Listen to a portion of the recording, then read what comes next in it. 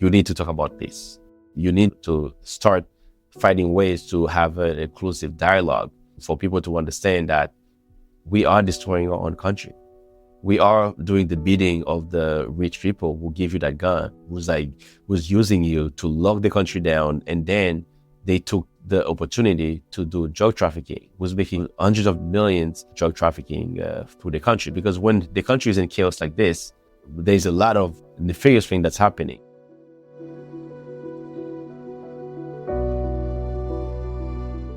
Welcome to Making Peace Visible, the podcast about peace, conflict, and the media. I'm your host, Jamil Simon. On February 4th, 21 Haitian migrants were returned to their home country, the first Haitians to be deported from the U.S. under the second Trump administration. They arrived in a country in chaos, where over 1 million people have been displaced by gang violence. According to the United Nations, over 5,600 people were killed by gangs in 2024 alone, and armed gangs now control significant territory in the country, including most of the capital, Port-au-Prince. You've probably heard about the violence and lawlessness in Haiti in the past 3 or 4 years.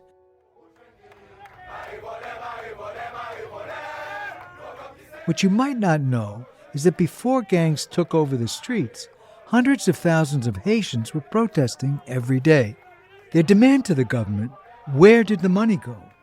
Haiti was promised billions in development funds from an oil deal with Venezuela called Petrocaribe, but the country had nothing to show for it.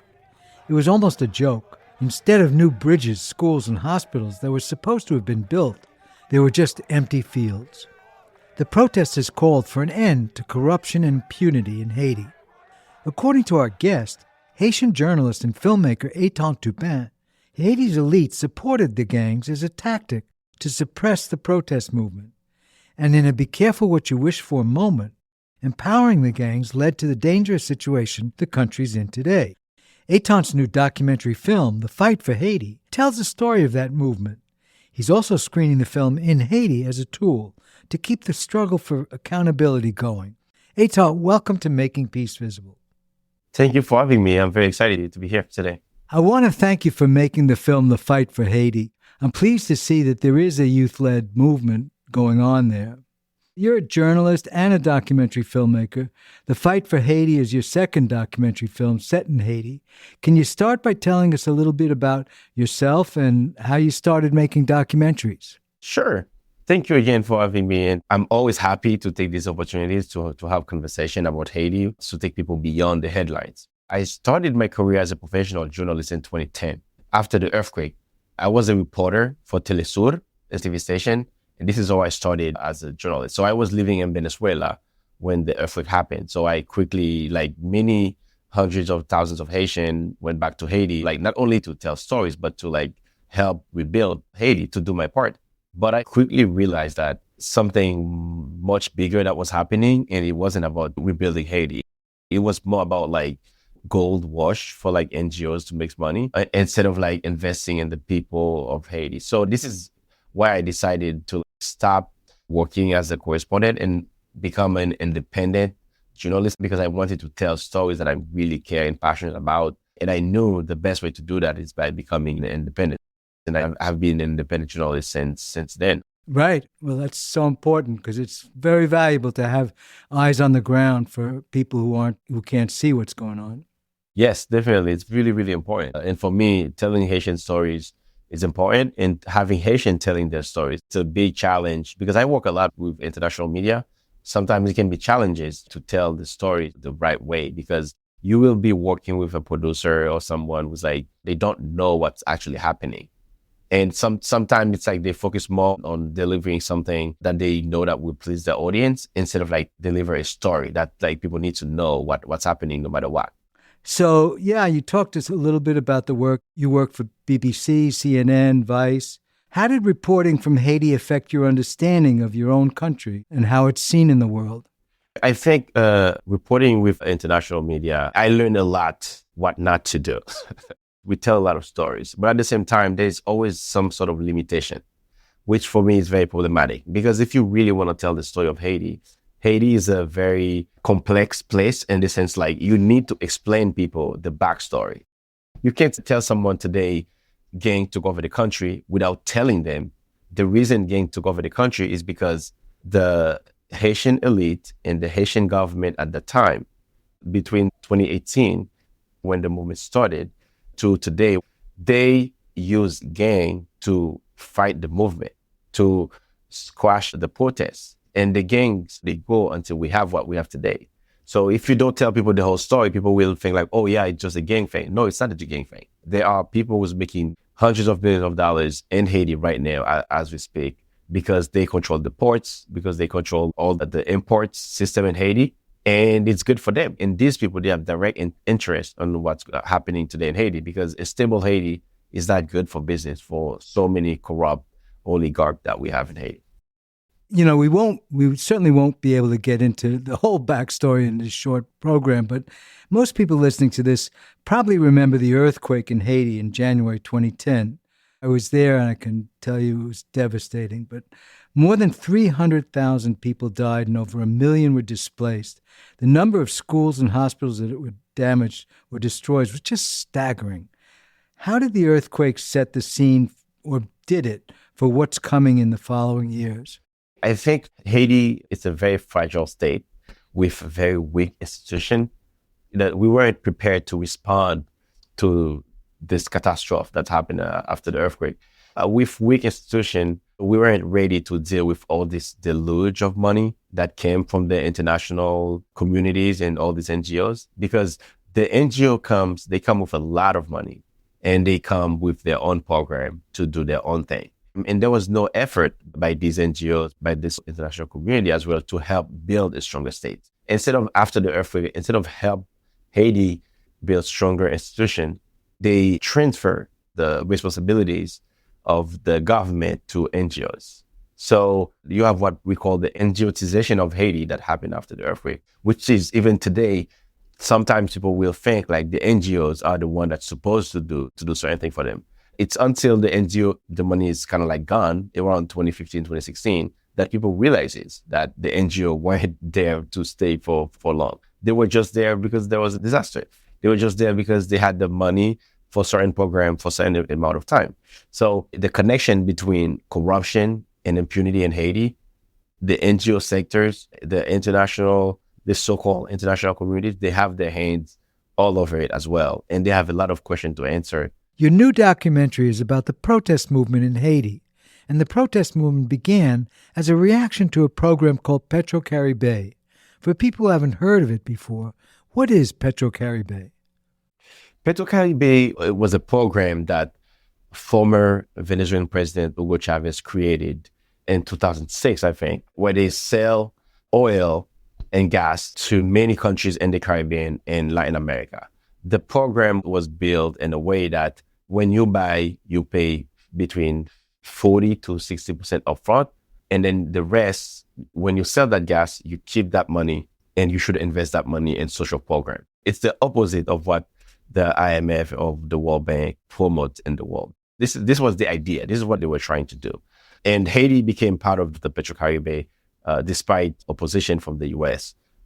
So yeah, the program ran from 2008 until 2017. During the whole period of time, Haiti received between $2 to $4 billion. That's money that was generated by the fund.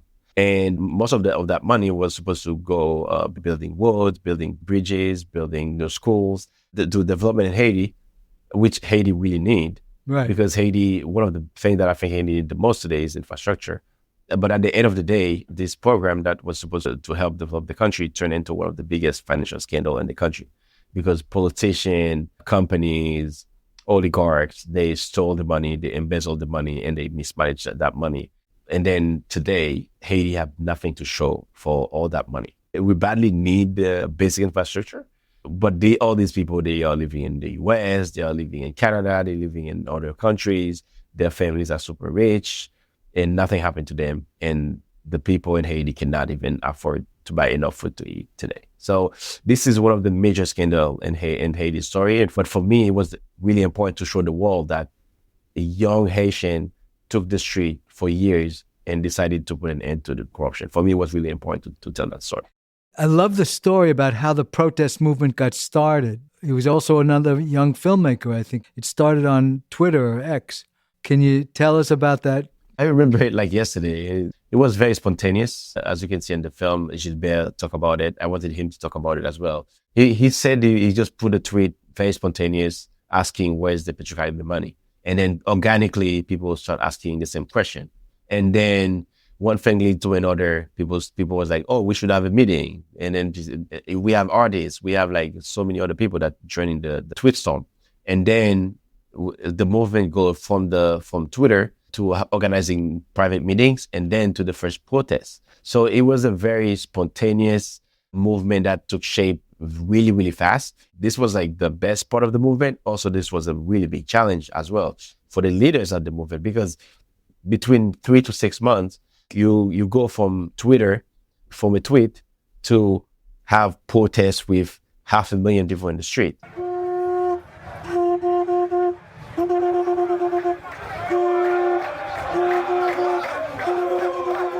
And there was a lot of cynical humor in the chants during the protest. Where's the money? Yes. We know it's there, but we can't find it. Yeah, Haiti is a really good place. If you get to like cover protests in Haiti or cover cultural event in Haiti, the music is part of everything. So because people become very creative. What was it like to be in the middle of those protests? What did you see and hear? A lot of protest scenes in the film have a kind of celebratory feeling to them. Yes, I think the protests tell the story of the movement. Like you get to see the emotions, you get to see the passion, you get to see the color, you get to hear the noises. The impact of the corruption is very visible. I mean, it's not exactly a secret. I mean, there's that bridge to nowhere that, you shot a lot of, and the highways and the buildings that were never built. There's a lot of visible reminders of what the corruption prevented the country from doing.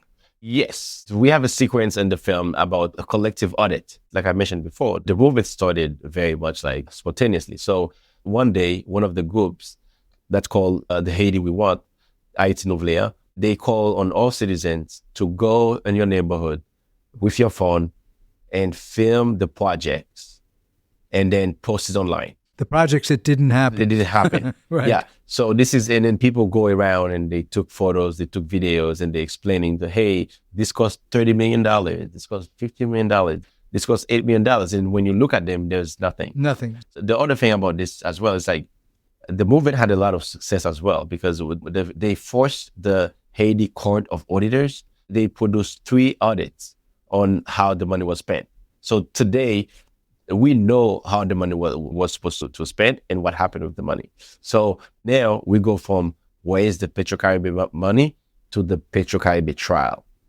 So it's the same fight, but the movement is like right now we know who stole the money. Now we know who embezzled the money. Now we know who mismanaged the money. Now we need a trial to happen. That's why it's important for the movement to keep going. I mean, in a sense, these everyday activists were doing the work of news media. Yes. I mean, where were the journalists in all of this? Yeah, the journalists, they did a very poor job, but also like the international media as well did a poor job in terms of like covering what was happening. Because sometimes it's like the way they cover Haiti, it's not a complete subject matter, which is really sad. And that's hurt the country in the long run, because people outside of Haiti, including policymakers that might have like power to like support certain thing, they don't have the complete information. So this hurt the country as a whole. I'm hoping like this film we will be able to bring more people together, make more people understand what's happening in Haiti. So tell them like, hey, there is a big gang violence problem in Haiti, but the biggest problem we have in Haiti is corruption and impunity. If you want to support Haiti, if you want to see a stronger Haiti, you need to support the anti-corruption and impunity movement. These are the real help Haiti needs to be able to back on its feet in 10, 15, 20 years. Not a bag of rice. Nobody needs your bag of rice. Nobody needs your used clothes. And also to listen to what Haitians are saying. Because sometimes what Haitians are saying is like, it's to back off, because there is this assumption like people always need outsiders' help to dictate or participate. But sometimes people want help. Sometimes people want to collaborate, but sometimes people don't want to collaborate. So this is one of the things that we need to do is to also listen. So, how did Haiti go from this time of mass protests that started in 2018 to the situation in the last few years where gangs have taken control of most of the country? Now people are living in fear, worried for their survival. You said earlier that the surge in gang violence that followed the protest movement wasn't an accident. I remember in 2018, in 2019, when the movement was going really, really strong, when hundreds of thousands of people were in the street every day calling to put an end to impunity and corruption, the president at the time, former President Jovenel Moïse, he had the backing of the whole US, Canada, France. Everybody was backing at the time. He was the one who started putting gangs everywhere in the country as a response to the growing movement. So, say that again. He was responsible for the former president, Jovenel Moïse. He was president during the first wave of the protests, the anti-corruption and impunity protests, between 2018 until he died in 2021. So he was the one. It is well documented that he was working with multiple gangs, with multiple government agencies to destroy the anti-corruption and impunity movement. As you can see in the film, there is a sequence about a massacre that happened in La Saline in 2018. And it is well documented that the people who committed that massacre, they were in touch with multiple government officials before they go and commit that massacre. And they did massacre in direct response to the growing protests, because the movement became so big, so fast, they didn't know what to do with it. That's why they resorted to violence. Very interesting. In 2018 to destroy the movement. I was struck by one of the female activists that you spoke to, called the anti-corruption movement in Haiti a marathon. You know, it's going to take a long time. Can you visualize the finish line for this marathon? Yes. I see the movement. It's not a short one. It's a long one. The finish line for me is a Haiti where Haiti is respected, where Haiti don't have to call names by any foreign country or foreign president, where Haiti is the priority for Haitians, and where Haiti, we can restore peace and justice for all. That's why I'm saying it's a really long run, but we need to build it and rebuild it brick by brick. We did it before, we can do it again. So I know we will do it. I believe we can do it, and my bet is on Haiti. Good, mine too. But tell me, where does the movement stand now? The movement is still going, but it's not the same because of the gang violence that's happening in Haiti. It's really, really hard for anyone to protest today. So the movement is in a different phase, more like a quiet phase, I would say, because today it's about getting more people on board to see the effect of corruption. Because you can't take the street to make everyone understand that. It's also the time to train new people, younger people. One of the last people who appears in the film is Fania Noel, and she's a Haitian writer and sociologist who lives in New York City. And she said that middle class and upper middle class Haitians need to take responsibility for their own mistakes, including their treatment of the lower classes. She wasn't talking about corruption, but something more subtle. Why was it important to include that perspective? For me, as Haitian, I believe it's all primary responsibility to fix our country.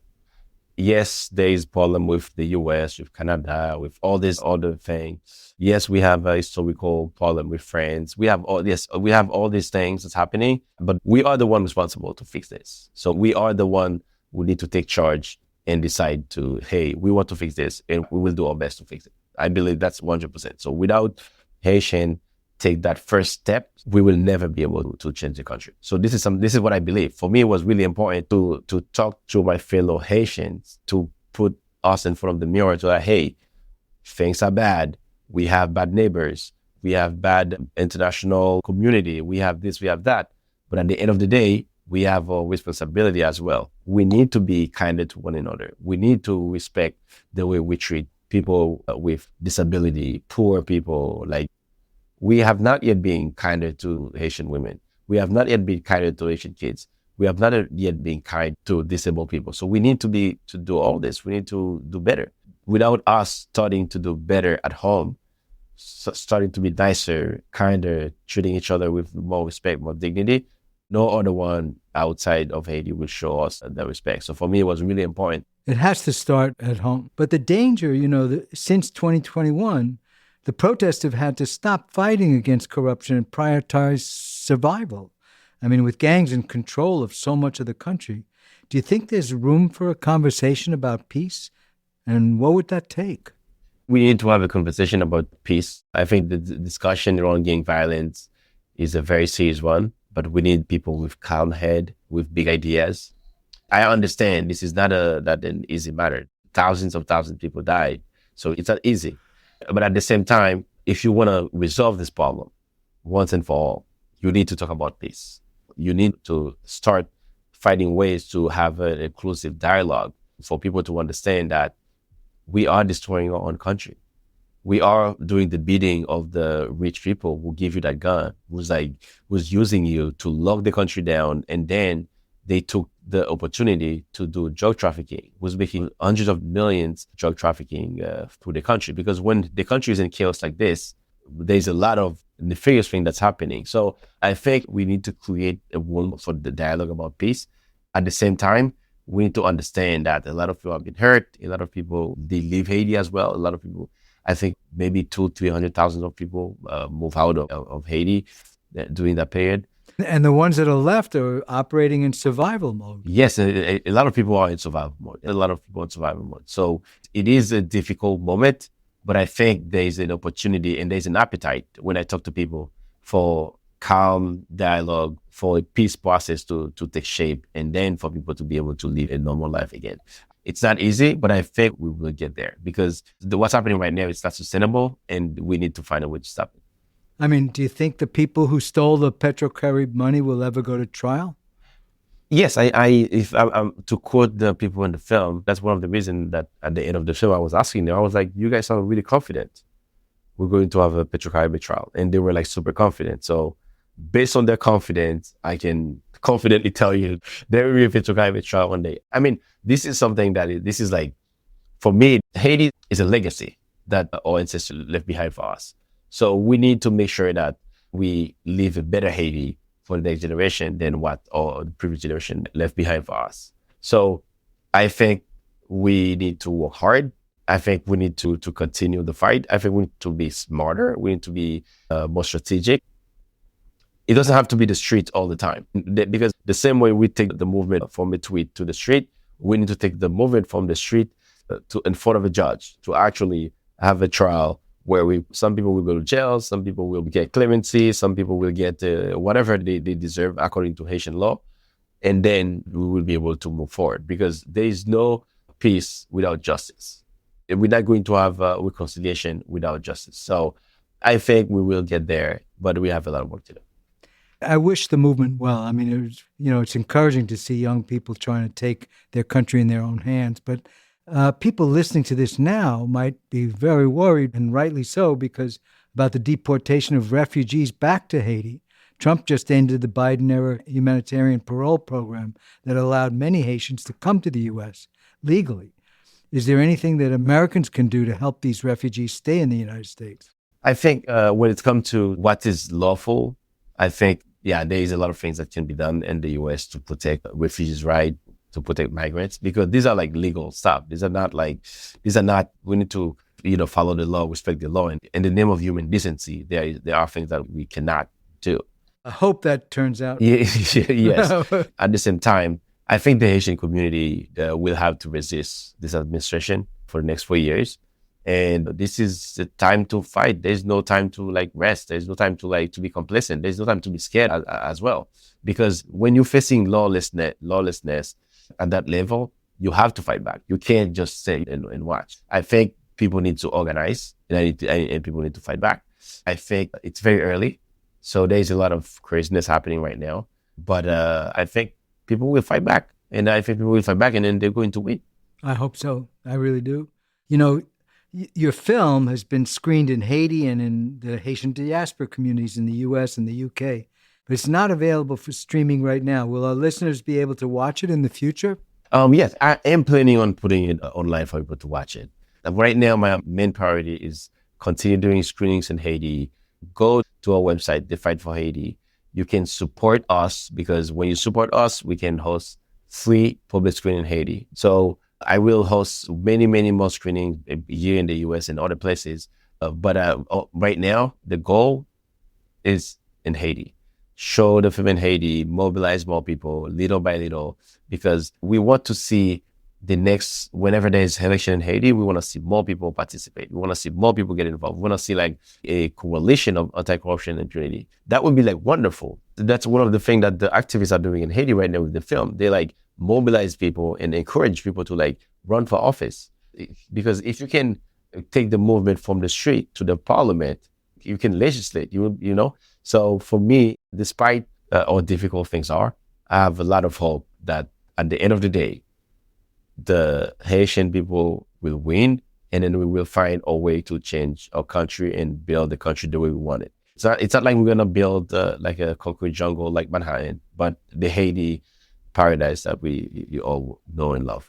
I was going to say, what does life look like for you in the Haiti of your dreams? And I think you just told us. I mean, I remember when I was a kid, they took me to see my grandma, because I was born and raised in Port-au-Prince, but my grandma from Jeremy. So they would take me, go see my grandma.